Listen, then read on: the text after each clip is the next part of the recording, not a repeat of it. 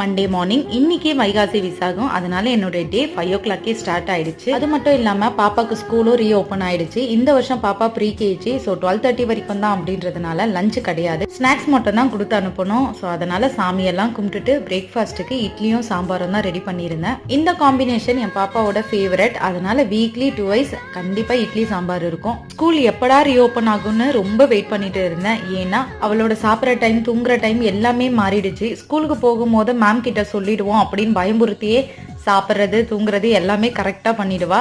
Leave விட்டதுலேருந்து நாங்கள் சொன்னா கூட அவன் நம்பல. ஏன்னா எப்படியும் நம்ம வீட்டில் தான் இருக்கோம், இவங்க சும்மா தான் சொல்றாங்கன்ட்டு அவள் ஈஸியாக கண்டுபிடிச்சிட்டா.